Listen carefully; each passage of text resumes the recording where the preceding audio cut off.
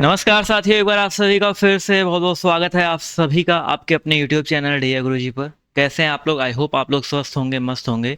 इसके अलावा अगर आप लोग पहली बार हमारे चैनल से जुड़ रहे हैं तो आप लोग जो हमारे टेलीग्राम ग्रुप पर जो है जुड़ सकते हैं नोटिफिकेशन के लिए, स्टूडियो अपडेट के लिए, या जो महत्वपूर्ण जानकारी है उसके लिए आप लोग हमारा टेलीग्राम ग्रुप जरूर ज्वाइन कर लीजिए। नीचे डिस्क्रिप्शन बॉक्स में आपको लिंक मिल जाएगा। व्हाट्सएप पे जुड़ना चाहते हैं, ग्रुप में जुड़ना चाहते हैं व्हाट्सएप वाले, तो आपको व्हाट्सएप इस नंबर पे एक मैसेज कर देना हेलो करके, तो आपको वहाँ पर भी जो है ग्रुप का लिंक देखने को मिल जाएगा। ठीक है। इसके अलावा यूट्यूब की अगर हम बात करते हैं तो क्लास की टाइमिंग को लेकर लोग परेशान रहते हैं, तो स्क्रीनशॉट ले लीजिए। यूट्यूब पर अभी जो ये क्लासेस की जो टाइमिंग है अभी आपकी ये रहने वाली है, तो इस टाइम पे आपकी क्लासेस जो चलती हैं, इस टाइम पर आप लोग बेसिकली यूट्यूब पर क्लासेस ले सकते हैं। इसके अलावा मैंने आपको बताया है, अगर आप लोग साथियों बीएड प्रवेश परीक्षा की जो है तैयारी कर रहे हैं और कंप्लीट तैयारी करना चाहते हैं, सरकारी सीट के लिए जो है पढ़ना चाहते हैं, तो हमारा जो पेड बैच है वो भी चल रहा है, जहाँ पर आपको बिल्कुल बेसिक से जो चीज़ें आपको देखने को मिलती है, जहाँ पर आपको पूरा कंप्लीट थ्योरी पढ़ाया जाता है, वहाँ पर टेस्ट मिलता है, वहाँ पर आपको बुक का पीडीएफ मिलता है, प्रीवियस ईयर क्वेश्चन जितने भी आपकी स्टेट है सब कुछ यहाँ पर एक कॉम्बो बैच आपको मिलने वाला है। और इसकी वैलिडिटी जो रहने वाली है आपकी 1 साल और आपके एग्ज़ाम तक। ठीक है, आपके एग्ज़ाम तक रहने वाली है। और ये अभी आपका ऑफर भी चल रहा है 799 में, आपको ये जो है देखने को मिल रहा है। अगर आपको इस वाले बैच से जुड़ना है, बहुत सिंपल सा प्रोसेस है। डियर गुरुजी ऑफिशियल करके ऐप है, ठीक है, प्ले स्टोर मिल जाएगा, ऐप स्टोर मिल जाएगा। इसको डाउनलोड करके इसको ओपन करो। ओपन करने के बाद रजिस्टर कर लीजिएगा। आपके सामने ये पेज खुल के आएगा, जहाँ पे आपको कोर्स विथ टेस्ट सीरीज में जाना है। इस पर क्लिक करने के बाद आपको वहाँ पर बीएड का, सीटेड का जो बैच आप चाहते हैं वो मिल जाएगा। तो आप बैच पे क्लिक करो। उसके बाद ये वाला पेज खुलेगा जहाँ पे बाय नाउ का ऑप्शन होगा। बाय नाउ पे क्लिक करिए। उसके बाद आप पे ऑनलाइन पे क्लिक करके सिंपली गूगल पे, फोन पे, जो भी आप चलाते हैं उससे पेमेंट कर सकते हैं। फॉर एग्जाम्पल आप ये सब नहीं चलाते हैं, किसी दूसरे के मोबाइल से पे करना चाहते हैं, तो यहाँ पर देखिए एक ऑप्शन मिलेगा स्कैन क्यूआर का। इस पर क्लिक करेंगे तो ये स्कैनर खुल के आ जाएगा। दूसरे मोबाइल से स्कैन करके आप लोग जो है पेमेंट कर सकते हैं, अपना जो बैच है देख सकते हैं। हमारे बैच की बात करते हैं तो पेड बैच में क्लास की टाइमिंग ये है, आप लोग एक स्क्रीनशॉट जो है ले सकते हैं। ठीक है, तो आप लोग ये स्क्रीनशॉट ले लीजिए। उसके बाद जो हम लोग अपने इस क्लास को स्टार्ट करेंगे, और जो लोग पेड बैच में जुड़ना चाहते हैं देख सकते हैं कितनी सारी क्लासेस और कितने अच्छे तरीके से चल रही हैं, तो आप लोग वहाँ पर बैचेज जो है ज्वाइन कर सकते हैं। तो चलिए स्टार्ट करते हैं आज के सेशन को, आज के इस क्लास को।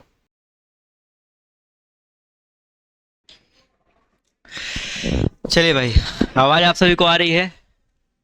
आई होप आप सभी को मेरी आवाज़ जो है क्लियर आ रही होगी। तो चलिए स्टार्ट करते हैं आज के इस सेशन को, आज के इस क्लास को। ठीक है, पहला क्वेश्चन देखिए आप सभी के सामने क्या कह रहा है। राजपुत्र में जो है कौन सा समास है भैया? ठीक है, सभी लोग एक बार जो है वीडियो को शेयर कर दीजिएगा अपने सभी साथियों के साथ, सभी दोस्तों के साथ, जिससे और भी लोग इस सेशन में जुड़ सके। ठीक है, और मजा आ सके। भैया राजपुत्र में समास पूछा गया है, तो राजपुत्र का समास विग्रह क्या होता है भैया? राजा का पुत्र। क्या होता है? राजा का पुत्र। अब यहाँ पर ध्यान समझिएगा भैया, राजा का पुत्र, बीच में क्या आ रहा है? का आ रहा है। जब भी बीच में कोई कारक आ जाए, मैंने आपको हमेशा बता रखा है, वहां पर क्या होता है? तत्पुरुष समास होता है। तो सी वाला उत्तर आपका यहाँ पर करेक्ट हो जाएगा। बहुरी समास कहाँ होता है भैया? जहां पर दोनों पद किसी तीसरे पद की ओर संकेत करते हैं, जैसे मैंने आपको बताया था दशानन, गजोधर, लंबोदर, ये सब जो है बहुब्री समास में आते हैं। द्विग समास में क्या होता है? पहला पद संख्या आ जाए। पहला पद क्या हो जाए भैया? संख्यावाची विशेषण हो जाए। फॉर एग्जाम्पल मैंने आपको बताया था किसके बारे में? मैंने तिरंगा के बारे में बताया था, मैंने आपको चतुर्पद के बारे में बताया था, चौपाया के बारे में बताया था। ये सब द्विग समास में आते हैं। कर्मधारय समास की बात करते हैं तो क्या होता है भाई? कर्मधारय समास। यहाँ पर विशेषण विशेष्य का संबंध होता है, और साथ ही साथ साथियों यहाँ पर जो है उपमेय उपमान का संबंध कर सकते हैं, जैसे नील कमल हो गया। ठीक है, बहुत सारे आप कह सकते हैं यहाँ पर कर्मधारय समास में भी होंगे। जब आप यहाँ पर टॉपिक पढ़ोगे तो आपको और अच्छे से जो है क्लियर होता हुआ चलेगा। अगला प्रश्न है, सच्चिदानंद का संधि विच्छेद क्या हो जाएगा भैया? सच्चिदानंद का संधि विच्छेद क्या हो सकता है भाई? फटाफट बताते हुए चलेंगे। सच्चिदानंद यानी कि सत्य प्लस चित्त प्लस आनंद। ठीक है, ये आपका कर जाएगा सत्य चित्त आनंद, क्योंकि सच्ची की बात करते हैं तो सत्य प्लस चित्त मिलकर बनता है, और सच्चिदानंद की बात करते हैं तो सत्य प्लस चित्त प्लस आनंद मिलकर बनता है। तो ए वाला उत्तर आपका यहाँ पर कर जाएगा। अब यहाँ पर अगर संधि पूछा जाए तो देखो व्यंजन का मेल स्वर से, व्यंजन का मेल स्वर से हो रहा है, तो यहाँ पर व्यंजन संधि हो जाएगा। आपको पढ़ाया गया है व्यंजन का मेल अगर आपका व्यंजन से होता है व्यंजन का मेल अगर आपका स्वर से होता है तो वहाँ पर आपका व्यंजन संधि होता है, चाहे व्यंजन का व्यंजन से हो चाहे व्यंजन का स्वर से हो। ये पॉइंट याद रखिएगा। ठीक है, समझ में आ गया भाई? अगला प्रश्न देखो क्या कह रहा है। जुगुप्सा किस रस का स्थायी भाव है? मैंने आपको बताया था जितने आपके रस होते हैं, जितने आपके रस हैं, 9 के 9 रस हैं, उन सभी का एक स्थायी भाव होता है। ठीक है, जैसे यहाँ पर रौद्र रस की बात करते हैं तो इसका स्थायी भाव क्रोध होता है। क्योंकि यहाँ पर क्रोध नामक स्थायी भाव आपके मन में रहेगा। ठीक है, आप जब पढ़ोगे ऐसे कविताओं को पढ़ोगे तो आपके अंदर क्रोध आएगा। भयानक रस में क्या होता है, आपका स्थायी भाव भय होता है। अद्भुत रस में क्या होगा, अद्भुत आश्चर्य होना चाहिए, तो इसमें आपका आश्चर्य होता है अद्भुत रस में। लेकिन बात करते हैं किसके बारे में, विभत्स की बात करते हैं, तो विभत्स रस में क्या होता है, घृणा होता है। विभत्स रस में क्या होता है बच्चा, घृणा होता है। तो ये आपका जो दिया गया है सी वाला उत्तर आपका यहाँ पर करेक्ट हो जाएगा भैया। ठीक है, चलिए भाई समझ में आ गया भाई। जितने लोगों ने यहाँ पर जवाब दिया ऑप्शन नंबर साथियों कौन सा, विभत्स रस, वो लोग आपके यहाँ पर करेक्ट हो जाएंगे। क्लियर है। अगला प्रश्न देखो आपसे यहाँ पर क्या कह रहा है, सूरज को दीपक दिखाना। भाई सूरज देख ही रहे हो भाई, उसके पास रोशनी का तो भैया भंडार है, रोशनी के अलावा बहुत सारी चीज़ भंडार है। तो सूरज को अगर दीपक दिखा रहे हैं यानी कि उसकी क्या कर रहे हैं भैया, किसी महान चीज़ की हम लोग तुच्छ प्रशंसा कर रहे हैं, किसी महान व्यक्ति की तुच्छ प्रशंसा करना। भाई सूरज को दीपक क्या दिखा रहे हो, उसके सामने दीपक की रोशनी कुछ दिखाई पड़ेगी, नहीं पड़ेगी। तो किसी महान व्यक्ति की तुच्छ प्रशंसा करना, कि आपका जो दिया गया है बी वाला ऑप्शन आपका यहाँ पर जो है बिल्कुल करेक्ट हो जाएगा। ठीक है, बी जितने लोगों ने यहाँ पर जवाब दिया है वो लोग आपके यहाँ पर जो है बिल्कुल करेक्ट हो जाएंगे भैया। क्लियर है भैया। फॉर एग्जांपल अगर कोई वाक्य प्रयोग इसका करके देखें तो आप कह सकते हो कि ठीक है, चलिए बहुत सारे कह, किसी के सम्मान में अगर कुछ कह रहे थे, डॉक्टर APJ अब्दुल के सम्मान में कुछ भी कहना सूरज को दीपक दिखाने के समान होता है, तो एक वाक्य प्रयोग ऐसे कर सकते हैं। ठीक है, अगला क्वेश्चन देखो आपसे क्या कह रहा है, निम्नलिखित में से कौन सी द्रविड़ परिवार की भाषा है। देखो जब भी द्रविड़ परिवार आए तो आप साउथ में चले जाओ, इंडिया का जो साउथ वाला पार्ट है वहाँ चले जाओ, साउथ इंडिया में चले जाओ। और साउथ इंडिया में वैसे उड़िया भी थोड़ा टच है, बट यहाँ पर उड़िया थोड़ा आपका इधर रहता है, तो उड़िया नहीं भाई, बांग्ला नहीं भाई,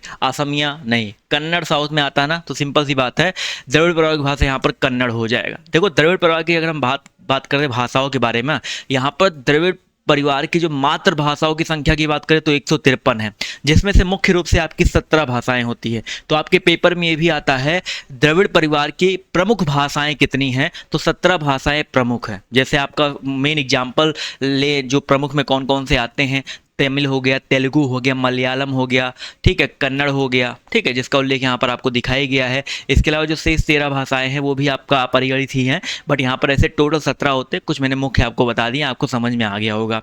क्लियर है, तो आपका डी वाला उत्तर आपका करेक्ट हो जाएगा। ठीक है, समझ में आया तो एक एक लाइक की संख्या सब लोग जो है बढ़ा दीजिए, तभी सेशन में और ज़्यादा मजा आने वाला है। अगला प्रश्न देखो कह रहा है, निम्नलिखित में से आपको क्या बताना है, शुद्ध वर्तनी वाले विकल्प का चयन करना है। अब मैंने आपको बताया था शुद्ध वर्तनी के लिए आपको शुद्ध उच्चारण आना बहुत जरूरी है। भौगोलिक यानी कि भूगोल संबंधी होता है, भौगोलिक लीक नहीं होता है। ठीक है, तो लीक वैसे किसी में नहीं है, भौगोलिक सही लिखा है यहाँ पर, भौगोलिक, भूगोलिक, भू, तो भू वाला पहले दोनों हटा दो भाई, और ये दोनों आपके सही लिखे गए। ध्यान देखेंगे तो ए वाला भी आपका सही लिखा है भौगोलिक, और बी वाला भी आपका सही लिखा है, सेम ही टाइप कर दिया है क्या, कोई दिक्कत नहीं, सेम टाइप करने से कोई मतलब नहीं निकलता है। आपके पेपर में अगर भौगोलिक इस तरीके का आता है वो आपका सही होगा। ठीक है, ये मेरे स्टाफ ने टाइप किया है, तो पेपर में जो नहीं कि ऐसे ही टाइप होकर मिले तो परेशान मत होइएगा। तो आपका भौगोलिक आपका इस तरीके से लिखा जाता है। ए अभी जो लोग जवाब दिए हैं वो लोग करेक्ट हो जाएंगे। भौगोलिक का मतलब क्या होता है भैया, भूगोल से संबंधित। ठीक है, क्लियर है। अगला क्वेश्चन देखा जाए, अगला प्रश्न देखो कह रहा है, यहाँ पर भी आपको शुद्ध वर्तनी जो है ढूंढते हुए चलना है। शुद्ध वर्तनी के लिए आपको सबसे पहले क्या आना चाहिए, शुद्ध उच्चारण। प्रफुल्लित, आप प्रफुल्लित बोलते हो, प्रफुल्लित तो बोलते नहीं हो, प्रफुल्लित नहीं बोलते हो, प्रफुल्लित नहीं बोलते हो, प्रफुल्लत नहीं बोलते हो, प्रफुल्लित बोलते हैं। क्या बोलते हैं भाई, प्रफुल्लित बोलते हैं। तो बिल्कुल सही बात है, सी वाला उत्तर। ठीक है, जितने भी साथियों ने यहाँ पर सी जवाब दिया है, सी उत्तर आपका यहाँ पर जो है बिल्कुल 101% आपका यहाँ पर प्रफुल्लित आपका करेक्ट हो जाएगा। क्लियर है, यस और नो, सब लोग बताते हुए चलेंगे। ये प्रश्न जो है क्लियर हो रहा है कि नहीं भाई, क्लियर हो तो एक एक लाइक की संख्या बढ़ाते हुए चलिएगा। अगला प्रश्न देखिए कह रहा है, नीचे दिए गए विकल्पों में से सही विकल्प का चयन करो भैया। स्वावलंबन मनुष्य को आत्मनिर्भर ही नहीं बनाता बल्कि उसमें और क्या जगाता है। स्वावलंबन का मतलब पहले समझो, स्वावलंबन मतलब क्या होता है, स्वावलंबन अपने आप पैरों पर खड़ा होना स्वावलंबन होता है। तो स्वावलंबन जो है मनुष्य को आत्मनिर्भर ही नहीं बनाता बल्कि उस पर क्या जगाएगा। जो स्वावलंबन है, अगर आप अपने पैरों पे खड़ा होने सीख गए, मतलब अगर आपके अंदर ये चीज़ आ गया कि अब आपको किसी की जरूरत नहीं है, आप अपने आप से जो है कार्यों को कर सकते हैं, अपने पैरों पे खड़े हो गए, यानी कि खुद से पैसे वैसे कमाने लगे, तो आपके अंदर एक तो आत्मनिर्भरता आएगी, प्लस आपके अंदर एक क्या आएगा, कॉन्फिडेंस आएगा, आत्मविश्वास आएगा। तो आपका क्या हो जाएगा, आत्मविश्वास जगाता है। विवेक जगाना अलग चीज़ है भाई, कभी कभी स्वावलंबन विवेक के स्थान पे अविवेक भी जगा देता है, बट यहाँ पर आत्मविश्वास आपका जो कर, जब ये आत्मविश्वास बहुत ज़्यादा बढ़ जाता है, जब ओवर कॉन्फिडेंस हो जाता है तो वो आपके अंदर अविवेक जगा सकता है। तो अविवेक नहीं होगा, परिश्रम जगाया नहीं जाता है, आत्मबल अलग चीज है, आत्मबल आत्मनिर्भरता दिया ही गया है। ठीक है, तो आपका यहाँ पर सही उत्तर क्या हो जाएगा, बी वाला ऑप्शन आपका यहाँ पर करेक्ट हो जाएगा। अगला है बीड़ा उठाना, इससे क्या तात्पर्य भैया, बीड़ा उठाने से क्या तात्पर्य भैया, कहते हैं भैया मैं ये बीड़ा उठा रहा हूँ। बीड़ा उठाने की अगर हम बात करते हैं तो कि दृढ़ संकल्प करना हो जाएगा। बीड़ा उठाने का मतलब क्या हो जाएगा, दृढ़ संकल्प करना। ठीक है, भार उठाना, मेहनत करना, कठोर परिश्रम, ये नहीं होगा भैया। मैंने कहता वहाँ के भगवान राम ने सुग्रीव की रक्षा करने का बीड़ा उठाया था, उन्होंने दृढ़ संकल्प लिया था कि वो सुग्रीव की रक्षा करेंगे बलि से। तो आपका जो दिया गया है दृढ़ संकल्प करना, ए वाला उत्तर आपका यहाँ पर करेक्ट हो जाएगा। क्लियर है, समझ में आ रहा भाई। हर टॉपिक से 2-2 3-3 क्वेश्चन में इंपॉर्टेंट जो डाला हूं, जो कि आपके पेपर में आपके आने के चांसेस 101% रहते हैं, वहीं से क्वेश्चन से आपके जो है उठाए गए हैं। तो बिल्कुल आप लोग देखते चलिएगा। और जो लोग अभी तक लाइक और शेयर नहीं कर रहे हैं भाई, कंजूसी क्यों करते हो भाई, लाइक और शेयर जो है कर दिया करो। जितने लोग जुड़े हैं सब लोग लाइक और शेयर जो है करते हुए चलेंगे।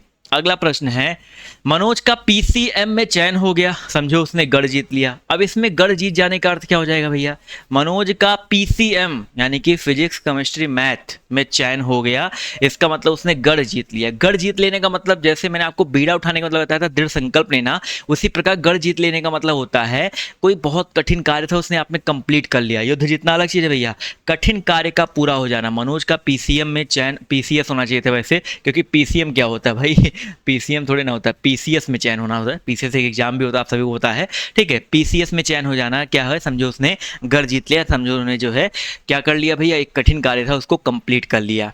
ठीक है, अगला प्रश्न है, अंगा, इया, अड़ा, ना, मा, ये कौन से व्यंजन है भैया। देखो अंगा नाक से आवाज आ रही है, ठीक है, इया नाक से आवाज आ रही है, ये सभी जो है आपके देखोगे जितने वर्ग है ना, काखा गघा अंगा, पांचवा अक्षर आता है, और जितने भी पांचवा अक्षर है यानी पंचमा अक्षर है वो नाक से आवाज आती है। जितने भी नाक से आवाज आती है या नाक से ध्वनि निकलती है, नाक से स्पर्श होती है बोलने के लिए जो है नाक का प्रयोग करते हैं, उसको अनुनासिक व्यंजन कहते हैं। क्या बोलते हैं बच्चा, अनुनासिक व्यंजन बोला जाता है। तो आपका जो दिया गया डी वाला उत्तर अनुनासिक व्यंजन आपका यहाँ पर करेक्ट हो जाएगा। ठीक है भाई, डी डी डी डी जितने लोगों ने यहाँ पर जवाब दिया है वो लोग आपके यहाँ पर करेक्ट हो जाएंगे। ठीक है, का वर्ग में काखा गागा अंगा आता है, जिसको अंगा बोलते हैं, अंग आ। चा वर्ग में क्या आता है भैया, इया आता है। ठीक है, टा वर्ग में टाठा डाढ़ा अड़ा आता है। ठीक है, समझ में आ गया भाई। तो आपका जो दिया गया अनुनासिक आपका यहाँ पर करेक्ट हो जाएगा भाई। क्लियर है, क्लियर है। तो भैया बिल्कुल एक एक लाइक की संख्या बढ़ाते हुए चलेंगे। अगले प्रश्न की तरफ जो है बढ़ते हैं हम लोग। क्या कह रहा है भाई, ध्यान देखिएगा। निम्नलिखित में से कौन सा शब्द आपका तद्भव शब्द भैया, तद्भव शब्द का चयन करना है। जहां तद्भव ने आपको बता रखा था क्या होता है भैया, जो संस्कृत से तो उत्पन्न होते हैं बट कुछ परिवर्तन के साथ हिंदी में प्रयुक्त होते हैं, वो तद्भव होते हैं। फॉर एग्जाम्पल त्रिकुटी, त्रिकुटी तो आपका संस्कृत का ही शब्द है, इसमें कोई परिवर्तन नहीं हुआ है, तो ये तो तद्भव शब्द है नहीं भाई, ये तो आपका तत्सम हो जाएगा। ठीक है, नाथ, नाथ की बात करते हैं, ये भी आपका तत्सम है। प्रभु भी तत्सम है। अब बात करते हैं खेत के बारे में, तो ये तद्भव शब्द है, इसका तत्सम क्षेत्र होता है। ठीक है, क्षेत्र होता है। ये आपका जो दिया गया ए वाला उत्तर करेक्ट हो जाएगा। मैंने एक वीडियो बना रखा है तत्सम तद्भव के ऊपर, ज़्यादा लंबा वीडियो नहीं है, 19-20 मिनट का वीडियो होगा, जहां पर मैंने आपको तत्सम तद्भव के 5 स्पेशल ट्रिक्स बताए हैं, उनको याद करने की ट्रिक्स बताई है। तो आपको वीडियो कैसे मिलेगा, आपको सिंपली यूट्यूब पे ही सर्च करना है तत्सम तद्भव ट्रिक बाय डियर गुरुजी, आपको 1 से 2 वीडियो देखने को मिल जाएंगे। देख लीजिएगा, जो 19-20 मिनट वाला वीडियो होगा उसको चेक कर लीजिएगा ना, आपको तत्सम तद्भव वहाँ पर बहुत अच्छे तरीके से क्लियर हो जाएंगे। और पेपर में अगर कोई क्वेश्चन आता है तो 99% टाइम पे आप उस क्वेश्चन को सही करोगे, ये मेरा आप सभी से जो है कह सकते हैं वादा है। ठीक है, अगला प्रश्न देखो क्या कह रहा है। निम्नलिखित में से कौन सा शब्द देशज है भैया, देशज शब्द का चयन करना है। 63 है, वेरी इंपॉर्टेंट भाई। देशज शब्द यहाँ पर कौन सा भैया, लाश, लाश देशज नहीं है, विदेश शब्द है, किसी और भाषा से आया है। ठीक है, इसके अलावा औरत, ये भी आपका अरबी भाषा का शब्द है। पतलून की बात करते हैं, ठीक है, ये भी आपका जो विदेश शब्द है। लेकिन बात करते हैं धड़ाम, धड़ाम हो गया, जूता हो गया, पंगड़ी हो गया, मैंने आपको बता रखे हैं ये सब जो है देशज शब्द के अंतर्गत आते हैं। देशज शब्द की परिभाषा क्या है, जिनकी व्युत्पत्ति का पता नहीं चलता है, जिनकी व्युत्पत्ति का पता नहीं चलता है वो आपके देशज शब्द होते हैं। तो धड़ाम जो दिया गया आपका देशज शब्द हो जाएगा। ठीक है, क्लियर है। अगला प्रश्न देखो क्या कह रहा है। छछूंदर के सिर पर चमेली का तेल, इसका अर्थ क्या हो जाएगा भाई, छछूंदर के सिर पे चमेली का तेल इसमें थोड़ा सा तंज कसा जा रहा है। ठीक है, छछूंदर के सर पे चमेला के तेल, यानी कि किसी अयोग्य व्यक्ति के को अच्छी चीज दे देना भाई, ठीक है। किसी अयोग्य व्यक्ति को जो है अच्छी चीज दे देना, या उसके योग्य जो चीज ना हो वो चीज दे देना, वो आपका होता है अयोग्य व्यक्ति को अच्छी चीज दे देना। तो आपका जो दिया गया डी वाला उत्तर आपका यहाँ पर करेक्ट हो जाएगा। छछूंदर के सर पे चमेली का तेल कोई मतलब निकलता भाई, तो आपका डी वाला उत्तर आपका यहाँ पर करेक्ट हो जाएगा, ठीक है। अगला है ऋग्वेद का संधि विच्छेद क्या होगा, वेरी इंपॉर्टेंट भाई, ठीक है, कह रहा हूं इंपॉर्टेंट है। यहां से पेपर में बन सकता है संधि विच्छेद भी, यहां से पेपर में बन सकता है, इसमें संधि क्या होगा, ठीक है। तो ऋग्वेद का संधि विच्छेद देखो सबसे पहला ही दिया गया है, ऋक प्लस वेद होगा का, यानी कि हलंत लगा है, व्यंजन का मेल व्यंजन से हो रहा है, तो आपका क्या हो जाएगा, व्यंजन संधि होगा, ठीक है, व्यंजन संधि होगा, ये पॉइंट याद रखेंगे। ए वाला उत्तर आपका यहाँ पर कर जाएगा ऋक प्लस वेद, ठीक है। तो यहाँ पर जो दिया गया ए वाला उत्तर आपका यहाँ पर करेक्ट हो जाएगा, ठीक है। अगला प्रश्न देखा जाए। सर जी ठीक है, बोल करते हैं। अगला प्रश्न देख लेते हैं आपसे यहाँ पर क्या कह रहा है, ध्यान से देखिएगा, बताइएगा। आप बीती शब्द में कौन सा समास हो जाएगा, आप बीती, बहुत सिंपल क्वेश्चन है भाई। आप पर बीतने वाला क्या होता है, आप बीती होता है। आप पर बीतने वाला, यानी कि आप पर बीच में क्या आ रहा है, बीच में एक कारक आ रहा है पर, यानी कि बीच में जब भी कारक का विलोप होता है, समास विग्रह करने पर वो उजागर हो जाता है, वहां पे कौन सा समास होता है, तत्पुरुष समास होता है। तो आप बीती में क्या हो जाएगा, आप बीती होना चाहिए था, बिल्कुल सही लिखा है, तो आपका तत्पुरुष समास आपका यहाँ पर करेक्ट हो जाएगा। क्लियर है, यस और नो, बिल्कुल क्लियर है चाहिए, कोई समस्या कोई दिक्कत यहाँ तक नहीं होनी चाहिए। अगला प्रश्न देखा जाए, बढ़ा जाए अगले प्रश्न की तरफ।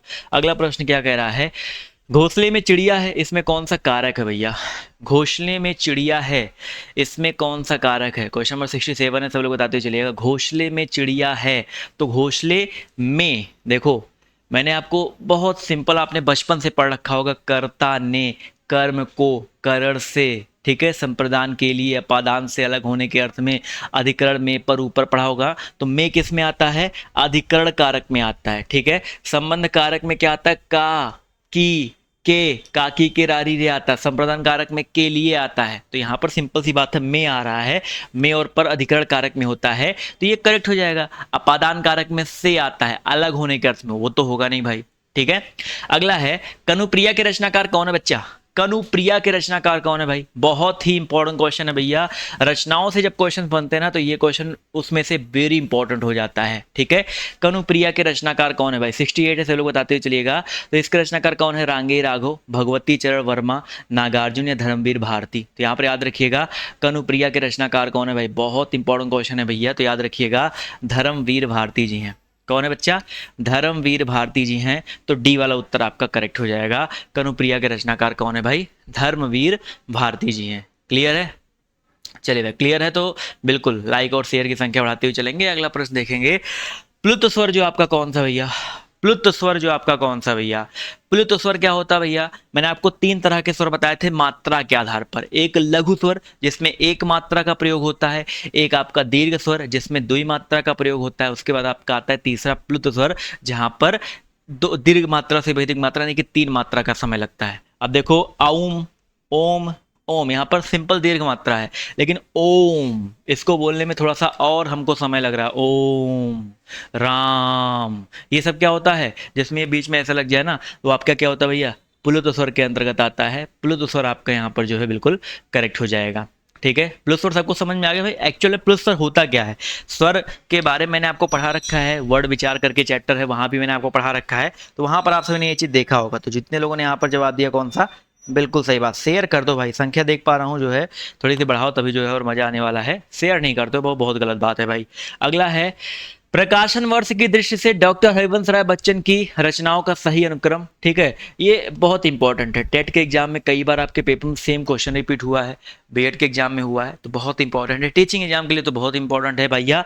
यहाँ पर सबसे पहले बात करते हैं, मधुशाला आया था, ठीक है, सबसे पहले मधुशाला आया था, फिर आपका मधुबाला इन्होंने लिखा था, मधु कलश इन्होंने लिखा था, लास्ट में निशा निमंत्रण लिखा था। किसमें ये क्रम भैया, मधुशाला इसी से स्टार्ट हुआ है, तो यही करेक्ट हो जाएगा भैया, मधुशाला, मधुबाला, और एक एक वर्ष के अंतराल पर ही लिखा था, बहुत ज़्यादा समय भी नहीं लगा था। तो आपका जो दिया गया है ए वाला उत्तर आपका यहाँ पर जो है बिल्कुल करेक्ट हो जाएगा, ठीक है।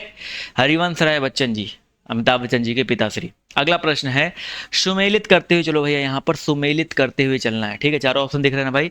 हिंदी साहित्य सम्मेलन जो है अगर हम बात करते हैं कब हुआ था, तो हिंदी साहित्य सम्मेलन 1894 है, 1918, 1910 दिया गया है, ठीक है। तो यहाँ पर 1910 से मिलान कर दीजिए, यानी कि पहले का मिलान आपका सी से हो गया। काशी नागरिक प्रचारित सभा बहुत फेमस है, कई बार पेपर में आया है, टाइपिंग मिस्टेक है, 1893 होना चाहिए था, ठीक है। यहाँ पर सेकंड वाले का 2 का ऑप्शन जो आपका ए से हो जाएगा। और हम बात करते हैं राष्ट्रभाषा प्रचार समिति 1918, यानी कि आपका ये हो जाएगा बी से, ऑप्शन मिलान हो जाएगा, ठीक है।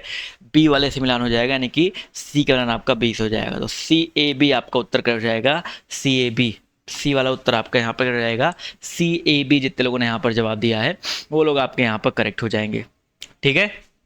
अगला क्वेश्चन देखा जाए, सभी प्रश्नों का, सभी प्रकार के प्रश्नों का यहाँ पर मिश्रण किया गया है, तो आप लोग को बिल्कुल भी परेशान होने की जरूरत नहीं है। अगला है तुलसीदास के रचनाकार कौन है भैया? तुलसीदास इंपॉर्टेंट है भाई, वेरी वेरी इंपॉर्टेंट है भैया। इसके रचनाकार कौन है, मतलब इसकी रचना किसने की है, आपसे ये पूछा गया है। तुलसीदास की अगर हम बात करते हैं तो इसके रचनाकार कौन है? इसके रचनाकार, ये क्वेश्चन कई बार पढ़ाया भी है, सूर्यकांत त्रिपाठी निराला जी इसके रचनाकार है। तो बी वाला उत्तर आपका यहाँ पर करेक्ट हो जाएगा, ठीक है। बी जितने लोगों ने यहाँ पर जवाब दिया है वो लोग आपके यहाँ पर करेक्ट हो जाएंगे, ठीक है। क्लियर है, चलिए कोई दिक्कत नहीं होनी चाहिए भैया। अगला प्रश्न देखते हैं क्या कह रहा है। अन्या से अनन्या, ये आत्मकथा किसकी भैया? अन्या से अनन्या, ठीक है। रचना से क्वेश्चन मैंने आपको बताया था बहुत ज़्यादा इंपॉर्टेंट है, पेपर में बहुत ज़्यादा आता है। तो अन्या से अनन्या, पहली बात तो ये पेपर में आ सकता है कि इसकी विधा क्या है, तो इसकी विधा क्वेश्चन में छुपा है। इसकी विधा क्या है बच्चा? आत्मकथा है, ठीक है। और ये आत्मकथा किसकी है? आत्मकथा मतलब अपनी कथा, ठीक है। तो ये रचना किसकी है? प्रभा खेतान जी की रचना है। किसकी रचना भैया? प्रभा खेतान जी की रचना है। तो ए वाला उत्तर आपका यहाँ पर जो है कर जाएगा, अन्या से अनन्या, ये आत्मकथा प्रभा खेतान जी की रचना है, ठीक है। क्लियर है। अगला प्रश्न देखा जाए। अगला प्रश्न है, प्रभु जी तुम चंदन हम पानी। देखो कभी कभी पेपर में रचना ना पूछ करके सीधे उस रचना से एक वाक्य निकाला जाता है, आपसे पूछा जाता है ये वाक्य किसने लिखा है भाई, ठीक है। कुछ ज़्यादा ही डीप में पूछ लिया गया है, प्रभु जी तुम चंदन हम पानी, ठीक है। ये वाक्य किसने लिखा है? तो ये कवि रैदास जी ने, ठीक है। रैदास जी का ये वाक्य है। तो आपका जो दिया गया है सी वाला उत्तर आपका यहाँ पर कर जाएगा, प्रभु जी तुम चंदन हम पानी, सी वाला उत्तर आपका यहाँ पर करेक्ट हो जाएगा, ठीक है। अगला प्रश्न देखो क्या कह रहा है। उच्चारण स्थान की दृष्टि से कौन सा विकल्प आपका शुद्ध है भैया? सा दंत्य है, चा, देखो सा दंत्य है, शा मूर्धन्य गलत है भैया। ये वाला शा जो होता है ये आपका तालव्य शा होता है, ये वाला सा आपका मूर्धन्य होता है। तो ये सी और डी ऑप्शन तो गलत हो गए। चा भी आपका तालव्य होता है, तो बी वाला ऑप्शन भी गलत हो गया। तो ये वाला जो सा दिया गया है ये सा, इस सा को जब भी देखो, कभी कभी लोग सा शा इसके उच्चारण में गलती करते हैं, मुझसे भी गलती होती है, क्योंकि जो पूर्वांचल यूपी के लोग हैं ना, या बिहार साइड के लोग हैं, वो शा को हमेशा गलत उच्चारण करते हैं, ठीक है। तो मुझसे भी होती है। तो जब भी इस वाले सा को बोलना हो तो अपने जीभ को दांत से टच करो, सा, तब सा सही से निकलेगा, सा। अगर इस वाले शाह को बोलना हो, इस वाले शाह, तो आपको जीभ को अपने तालु से टच करना पड़ेगा, शाह, ठीक है। और जब तालव्य सा बोलना हो तो जीभ को हल्का मोलो, शाह, ठीक है, तभी आपका शाह निकलेगा। ये पॉइंट याद रखिएगा। तो यहाँ पर ये जो दिया गया है ये दंत्य सा है, सी वाला उत्तर, ए वाला उत्तर आपका यहाँ पर करेक्ट हो जाएगा। क्लियर है, चलिए भाई। अगला प्रश्न देखो क्या कह रहा है। निम्नलिखित में से कौन सा कथन आपका अशुद्ध है भैया? अशुद्ध कथन, फटाफट यहाँ पर देखो भाई, शेयर करते रहो, संख्या बढ़ाते रहो, तभी मजा आने वाला है। हिंदी में ज्ञा का उच्चारण परंपरा से भिन्न हो गया भाई। काखा गाघा अंगा चाचा जाजा इया, ज्ञा जैसे ज्ञा है वैसे हम लोग ज्ञा का यूज करते हैं। ज्ञा में कोई भी प्रकार का जो है अशुद्धि नहीं है, परंपरा से भिन्न नहीं है। छा संयुक्त व्यंजन है, बिल्कुल सही बात है। छा जो है आधा का और सा से मिलकर बना है, तो ये भी संयुक्त व्यंजन है, बिल्कुल सही बात है। विसर्ग कंठ वर्ड है, विसर्ग हा, विसर्ग हा, कंठ से आवाज आती है, तो ये भी सही भैया। अशुद्ध कथन पूछा गया है, 2 महाप्राण व्यंजनों का उच्चारण एक साथ हो सकता है। आप खुद करके बताओ क्या कर सकते हो। 2 महाप्राण व्यंजन, जैसे खा महाप्राण व्यंजन है, घा महाप्राण व्यंजन है, इनका उच्चारण करके दिखाओ। ख घ कर पाओगे? नहीं, मतलब आप जबरदस्ती कुछ भी कर सकते हो, बट एक्चुअल में इसका उच्चारण जो संभव नहीं है, ठीक है। और भी कुछ एग्जाम्पल, चाछा होता है, चाछा जा झा, छा झा, छा झा। कभी कोई ऐसा वर्ड देखा है, वर्ड या शब्द देखा है जिसमें इन दोनों का उच्चारण एक साथ देखने को मिले? आगे पीछे पीछे आगे करके चेक कर सकते हो भैया, ठीक है। तो 2 महाप्राण व्यंजनों का जो उच्चारण है एक साथ नहीं हो सकता, नहीं हो सकता मतलब नहीं हो सकता, ठीक है। अगला प्रश्न है, मेरे लड़के ने मेरी आज्ञा का पालन नहीं किया। इस वाक्य में लड़के के विषय में कौन सा विकल्प आपका अशुद्ध है? मेरे लड़के ने मेरी आज्ञा का पालन नहीं किया। तो यहां पर हम बात करते किसके बारे में भैया? यहां पर बात करते हैं मेरे लड़के ने मेरी आज्ञा का पालन नहीं किया। इसमें कौन सा विकल्प अशुद्ध है? लड़के के विषय में लड़का करता, ठीक है, लड़के ने। अब देखो यहां पर मेरे लड़के की बात करते तो लड़का भैया बहुवचन नहीं है भाई। मेरे लड़के में अगर किसी का लड़का है तो मेरे लड़के, अगर एक वचन भी होगा तो भी मेरे लड़के ही बोलेंगे, एक लड़के की बात करेंगे। अगर बहुवचन करना होता तो मेरे लड़कों ने बोला जाना चाहिए था, बट मेरे लड़के ने बोला है तो एक वचन है ना कि बहुवचन। तो लड़के के बारे में ये कथन गलत है भैया। एक वचन है, सही है, करता है, सही है, पुल्लिंग है, पुरुष लिंग का बोध करा है लड़का, ये भी सही है। तो आपका जो दिया गया है बी वाला उत्तर आपका यहाँ पर करेक्ट हो जाएगा। अगला है, राम आम खाता है। इसमें वाच्य का कौन सा रूप है भैया? राम आम खाता है। बताओ भाई, राम आम खाता है, कर्ता कौन है? राम, क्रिया क्या है? खाना। तो क्रिया पर किसका फल पड़ रहा है? कर्ता का फल पड़ रहा है। जब भी क्रिया पर जो है कर्ता का फल पड़े वहां पर कृतवाच्य होता है। अगर मैं बोलता आम राम के द्वारा खाया जाता है तब आपका कर्मवाच्य हो जाता है, ठीक है। लेकिन यहाँ पर राम आम खा रहा है, कर्ता कार्य कर रहा है, तो यह क्या हो जाएगा? कृतवाच्य हो जाएगा, ठीक है। अगला प्रश्न देखो क्या कह रहा है, रहीमन पानी राखिए बिन पानी सब सून, पानी गए न उबरे मोती मानस चून। कौन सा अलंकार हो जाएगा भैया? रहीमन पानी राखिए बिन पानी सब सून, पानी गए न उबरे मोती मानस चून। 79 की अगर हम बात करते हो तो बिल्कुल सिंपल है भैया। यहाँ पर क्या हो जाएगा? यहाँ पर जो सेकंड लाइन है ना, पानी गए न उबरे, यहाँ देखो ये जो पानी वर्ड आया है ये मोती के लिए चमक, मानस के लिए उसकी इज्जत, मनुष्य के लिए इज्जत, और चूने के लिए चूने का पानी। यानी जब एक वर्ड का अर्थ एक से अधिक, ठीक है, एक वर्ड का अर्थ एक से अधिक निकले, पानी का अर्थ इज्जत भी है, पानी का अर्थ चमक भी है, पानी का अर्थ पानी भी है, तो यहाँ पर क्या हो जाएगा? श्लेष अलंकार। श्लेष अलंकार समझ में आ गया? श्लेष का मतलब क्या होता है? लेई, चिपका हुआ। तो यहाँ पर एक ही वर्ड में कई सारे अर्थ चिपके हुए हैं, इस वजह से इसको श्लेष अलंकार बोलते हैं, ठीक है। अगला क्वेश्चन देखो क्या कह रहा है, ध्यान से देखिएगा। निम्नलिखित में से कौन सा शब्द आपका शुद्ध है? चांद, चांद छुपा बादल में चांद होता है, चांद होता है, ये गलत है। आँख होता है, आँख, आँख होता है, ठीक है, ये भी आपका गलत दिया गया है, ठीक है। अंगना होता है, बिल्कुल सही वाला। यहाँ पर कौन सा शब्द आपका शुद्ध रूप दिया गया है? अंगना ही सही दिया गया है, ठीक है। और सारे के सारे यहाँ पर आपका गलत है, अंगना ही आपका यहाँ पर सही है, ठीक है। अंक होता है, अंक में अंक बिंदी लगता है, अंक में अंक बिंदी ही लगता है, पॉइंट याद रखिएगा। इसको अंक बिंदी अंक से ही निकाला गया है, तो ये चीज़ याद रखेंगे। अंगना आपका यहाँ पर जो है सही दिया गया है, ठीक है। चलिए अगला है, निम्नलिखित में से किस शब्द की वर्तनी सही है? फिर से आ गया वर्तनी। जब भी वर्तनी सही करना हो तो हमें उच्चारण सही करना पड़ता है, ठीक है। सन्निधि होता है, सन्निधि, सन्निधि, समनिधि नहीं होता है, समनिधि गलत है, सन्निधि, सन्निधि ये भी गलत है। तो ये दोनों सन्निधि की बात करते, सन्निधि दे दिया है तो ये भी गलत हो जाएगा। शुद्ध रूप में आपका सन्निधि सी वाला लिखा है, सन्निधि आपका यहाँ पर करेक्ट रहेगा। इसका संधि विच्छेद बहुत पेपर में आता है, इसमें मैं इसका संधि विच्छेद बता दे रहा हूँ। इसका संधि विच्छेद होता है सम प्लस निधि, ठीक है, सम प्लस निधि होता है, ये पॉइंट याद रखिएगा, ठीक है। व्यंजन संधि होता है, ये भी याद रखेंगे। सम प्लस निधि होता है, ये भी याद रखिएगा। क्लियर है? चलिए अगला क्वेश्चन देखिए, कह रहा है उपचारात्मक शिक्षण की सफलता निर्भर करती है। देखो उपचारात्मक शिक्षण की सफलता, ठीक है, बहुत इंपॉर्टेंट क्वेश्चन है आपका। जो लोग टीचिंग एग्जाम्स की तैयारी कर रहे हैं, चाहे बीएड हो गया, चाहे सीटेट हो गया, चाहे टेट हो गया, जेटेट हो गया, सबके लिए इंपॉर्टेंट भैया। जो उपचारात्मक शिक्षण है उसकी जो सफलता है, देखो उपचार किसका करते हैं भाई? जैसे डॉक्टर के पास जाते हैं, डॉक्टर किसका उपचार करता है? समझो भाई, डॉक्टर उपचार करता है कि आपकी जो समस्या, आपका जो रोग है। तो उपचारात्मक शिक्षण की सफलता जो है क्या होगा भाई? अगर डॉक्टर के पास आप जाओ, ठीक है, आप बोलो सर दर्द कर रहा आपका, लेकिन एक्चुअल में आपका पेट दर्द कर रहा होगा, और डॉक्टर आपको सर दर्द की दवा दे दे, तो क्या आपका सर दर्द सही होगा? नहीं होगा भाई। यानी कि उपचार तभी सही हो सकता है जब आपका समस्या क्या है वो सही हो, पता हो आपको, यानी कि समस्या का रीजन क्या है, आप परेशान क्यों हैं वो आपको पता हो। तो उपचारात्मक शिक्षण की सफलता निर्भर करती है समस्याओं के कारण की सही पहचान पर, ठीक है। कि आपकी समस्या क्या है, अगर उसके कारण की सही पहचान अगर आप कर ले जाते हैं तो ऑब्वियस सी बात है ये जो आपके उपचारात्मक शिक्षण है वो आपकी सफल रहेगी। तो ऐसे याद रखना है। तो आपका जो दिया गया है बी वाला उत्तर आपका यहाँ पर करेक्ट हो जाएगा, ठीक है। क्लियर है? अगला है प्रयोजन का समानार्थी क्या नहीं है भैया। प्रयोजन की बात करते हैं, इसका समानार्थी क्या नहीं है। तो प्रयोजन का समानार्थी देखो हेतु होता है। क्या आपका क्या प्रयोजन है, किस हेतु से आए हैं, आप किस उद्देश्य से आए हैं, आप किस लक्ष्य से आए हैं। नियोजन की बात करते हैं, नियोजन अलग चीज होता है, उसका डिफरेंट हो जाएगा, इसका समानार्थी नहीं है। तो नियोजन आपका यहाँ पर डिफरेंट हो जाएगा। नियोजन जितने लोगों ने यहाँ पर जवाब दिया है ऑप्शन नंबर बी साथियों, वो लोग आपके यहाँ पर जो है करेक्ट हो जाएंगे। क्लियर है, चलिए भाई क्लियर है, चाहिए कोई समस्या कोई दिक्कत जो है यहाँ तक नहीं होनी चाहिए। अगला प्रश्न देखा जाए, चलिए अगले प्रश्न की तरफ बढ़ते हैं। अगला प्रश्न देखिए आपसे यहाँ पर क्या कहना चाह रहा है, ध्यान से देखिएगा और सभी लोग बताते हुए चलिएगा। रिजु शब्द का विलोम क्या हो जाएगा। देखो रिजु का पहले अर्थ पता होना चाहिए ना। रिजु शब्द का विलोम पूछा गया है। रिजु मतलब होता है सरल सीधा। रिजु रेखा आपने मैथ में पढ़ रखा होगा, सरल रेखा सीधा रेखा पढ़ रखा होगा। रिजु मतलब होता है सीधा, तो इसका विलोम क्या हो जाएगा, तिरछा या वक्र जिसको बोल सकते हैं। ठीक है, वक्र। देखो सीधी रेखा ये है, वक्र वाली रेखा ये है, तो सीधा का विलोम क्या हो जाएगा, वक्र हो जाएगा।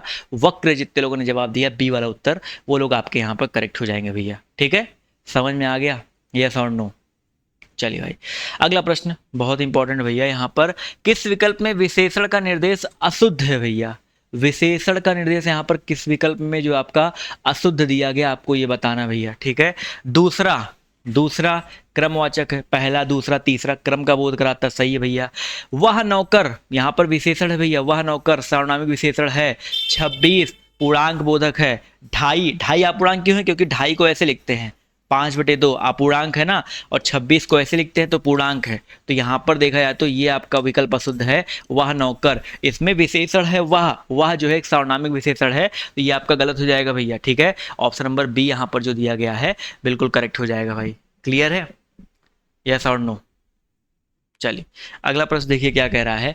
आप भला तो जग भला, इस वाक्य में सर्वनाम के किस भेद का बोध होता है। आप भला तो जग भला, भैया आप वर्ड का यूज यहाँ पर हुआ ना, आप लोग तक की बात हो रही है, तो यहाँ पर क्या हो जाएगा, निजवाचक सर्वनाम हो जाएगा। आप भला तो जग भला, निजता का बोध हो रहा है, तो यहाँ पर क्या हो जाएगा, निजवाचक सर्वनाम हो जाएगा। क्लियर है। अगला है निम्नलिखित में से कौन सा शब्द आपका पुल्लिंग है भैया। पुल्लिंग शब्द का चयन करते हुए चलेंगे। यहाँ पर पुल्लिंग कौन सा हो जाएगा, कढ़ी है, सरसों है, संतान है, चील है। ठीक है, यहाँ पर देखो जो खाने पीने वाली चीजें होती, कढ़ी हो गया, सरसों हो गया, और चील पक्षी है, तो आपका ये स्त्रीलिंग में जाएगा। लेकिन बात करते संतान वर्ड के बारे में, संतान होता है होती नहीं है, तो संतान वर्ड जो आपका पुल्लिंग यानी कि पुरुषलिंग में आता है, तो आपका सी वाला उत्तर आपका यहाँ पर करेक्ट हो जाएगा। ठीक है, जबकि यहाँ पर कढ़ी, सरसों, चील ये आपके नहीं है भैया, ये आपके जो है स्त्रीलिंग में जाते हैं। अगला प्रश्न देखो क्या कह रहा है, ध्यान से देखिएगा, बताते हुए चलिएगा। अगला क्वेश्चन देखिए क्या कह रहा है। तुलसीदास, सेम क्वेश्चन फिर से रिपीट हो गया भैया, इसको तो रिपीट का जरूरत नहीं ना, अभी थोड़े पहले क्वेश्चन मिला था आज ही के क्लास में ना। तुलसीदास किसकी कविता है, त्रिपाठी निराल जी की कविता है, सूर्यकांत त्रिपाठी निराल जी की कविता है। अगला प्रश्न देख लेते हैं क्या कह रहा है। बहिष्कार, सॉरी एक क्वेश्चन छूट गया था क्या बीच में। प्रागैतिहासिक में सिक उपसर्ग का प्रयोग है भैया, किस उपसर्ग का प्रयोग है भाई। प्रागैतिहासिक में किस उपसर्ग का प्रयोग किया गया है। देखो प्रागैतिहासिक का अगर हम लोग क्या करेंगे, उपसर्ग विच्छेद करेंगे, तो पहले क्या आता है, प्राक आता है। ठीक है, प्राक उपसर्ग है इतिहास, ठीक है माफ कीजिएगा, प्राक उपसर्ग है, इतिहास मूल शब्द है। ठीक है, और इक प्रत्यय है यहाँ पर, इतिहास प्लस इक प्रत्यय है, तो प्रागैतिहासिक ऐसे बनता है, प्रागैतिहासिक। तो आपका जो दिया गया है बी वाला उत्तर आपका यहाँ पर करेक्ट हो जाएगा। ठीक है, बी, जितने लोगों ने यहाँ पर बी जवाब दिया है वो लोग करेक्ट हो जाएंगे। अगला क्वेश्चन देखिए क्या कह रहा है, ध्यान से देखिएगा। बहिष्कार शब्द का संधि विच्छेद क्या हो जाएगा, वेरी इंपॉर्टेंट भैया। बहिष्कार शब्द के संधि विच्छेद की बात करते क्या होता है, बहिष्कार, बहिर्कार, बहिष्कार, बहिष्कार गलत है, बहि प्लस कार। ठीक है, ये आपका जो है बहिष्कार शब्द का संधि विच्छेद होता है। ए वाला उत्तर आपका यहाँ पर कर जाएगा, बहिष प्लस कार। संधि की बात करते देखो, विसर्ग का मेल जब भी व्यंजन से हो, विसर्ग का मेल जब भी स्वर से हो, वहां पर सदैव क्या होता है, विसर्ग संधि होता है। तो ये पॉइंट याद रखेंगे, ए वाला उत्तर आपका यहाँ पर करेक्ट हो जाएगा। ठीक है, अगला क्वेश्चन देखो क्या कह रहा है। वैदेही वनवास, सेम क्वेश्चन कई बार आपका रिपीट हो चुका है। वैदेही वनवास, इसको याद करने का तरीका ही बताया था। वनवास कौन गए थे, श्री राम जी गए थे, और श्री राम जी कहाँ के रहने वाले थे, कहाँ उनका जन्म हुआ था, अयोध्या में हुआ था। तो इससे एक आइडिया लगा सकते हो कि वैदेही वनवास, इसको याद रखने की कोशिश बता रहा हूँ। अयोध्या सिंह उपाध्याय हरिऔध जी की रचना है। किसकी रचना भैया? अयोध्या सिंह उपाध्याय हरिऔध जी की रचना है। तो बी वाला उत्तर आपका यहाँ पर करेक्ट हो जाएगा। ठीक है, अगला क्वेश्चन देखा जाए। अगला प्रश्न देखिए क्या कह रहा है। निम्नलिखित में से पुल्लिंग शब्द का चयन कीजिए भैया। पुल्लिंग यानी कि पुरुष लिंग शब्द का चयन करना है। पखावज, पहिया, लिखावट, मझधार। सेम क्वेश्चंस कई बार आपके पेपर में आ चुका भैया। पहिया काफी लोग के यहाँ पर देखो, पखावज हो गया स्त्रीलिंग है भाई। कई होता था पखावज स्त्रीलिंग में आता है। पखावज एक वाद्य यंत्र होता है, ठीक है, पखावज एक वाद्य यंत्र होता है। लिखावट की बात करते हैं, लिखावट में आवट प्रत्यय लगा है, तो लिखावट भी आपका स्त्रीलिंग है भाई। ठीक है, चलिए अगला प्रश्न, अगला यहाँ पर है मझधार। मझधार भी आपका जो है स्त्रीलिंग के अंतर्गत आता है। ठीक है, अगर हम बात करते हैं किसके बारे में, पहिया की बात करते हैं, तो पहिया आपका जो है इस, क्या हुआ सर जी?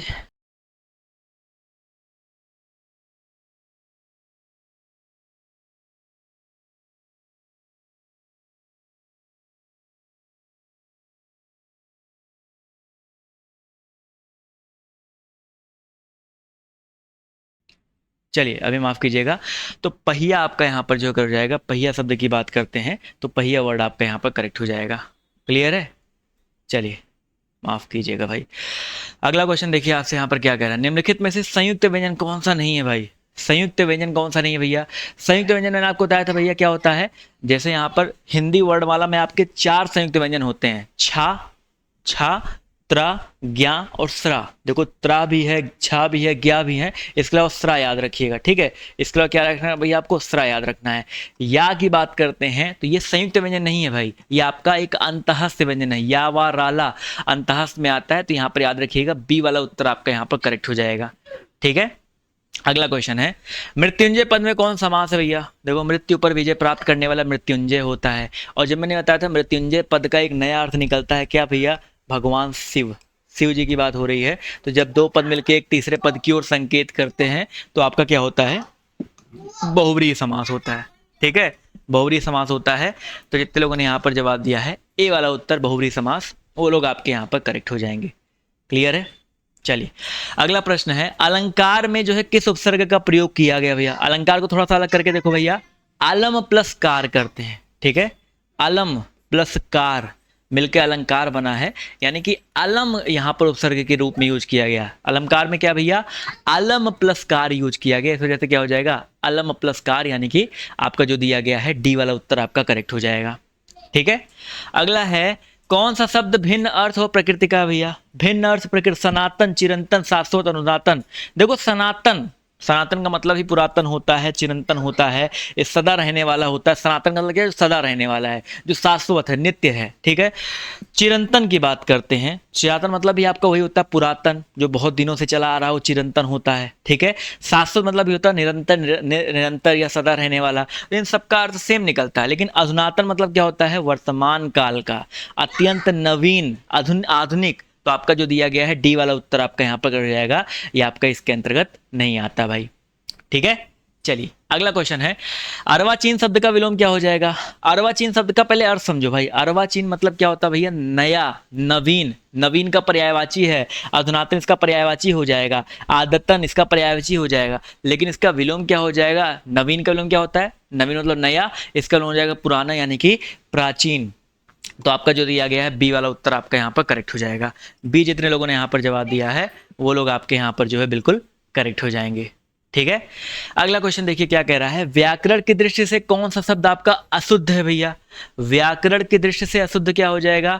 देखो विभीषण शुद्ध रूप में लिखा है, गृहिणी सही है, जगत गुरु भी सही है, लेकिन विरहिणी की बात करते हैं तो वी रा हा पे छोटी की मात्रा होता है और आ पे बड़ी की मात्रा होता है, ये आपका इसका शुद्ध रूप होता है। तो आपका बी वाला ऑप्शन विरहिणी जो है आपका शुद्ध रूप में दिया गया, विरहिणी होता है ना कि विरहिणी। तो आपका जो दिया गया कौन सा? बी वाला उत्तर आपका ये शुद्ध हो जाएगा। ठीक है, अगला क्वेश्चन देखो क्या कह रहा है, निम्नलिखित में से कौन सा युग्म आपका गलत है भैया? मुट्ठी गर्म करना, रिश्वत देना, बिल्कुल सही भैया।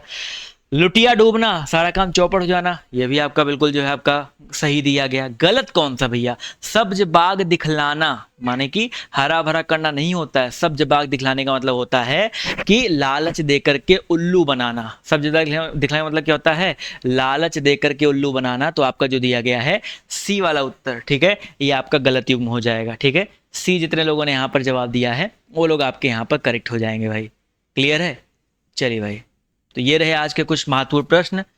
आपको कैसा लगा क्लास, आप लोग जो है कमेंट करके जरूर बताइएगा। और अभी आपकी अगली क्लास चलने वाली है, तो फटाफट आप सभी लोग जो है अगली क्लास का लिंक जो दिया गया है कमेंट बॉक्स में, आप लोग जहाँ कमेंट कर रहे हो, ठीक है, वहाँ पे क्लिक करके आप लोग फटाफट अगली क्लास में जो है आप लोग आ सकते हैं। तो आज की इस वीडियो में सिर्फ इतना ही। बाय बाय, टेक केयर, जय हिंद, जय भारत, धन्यवाद सेशन में जुड़ने के लिए।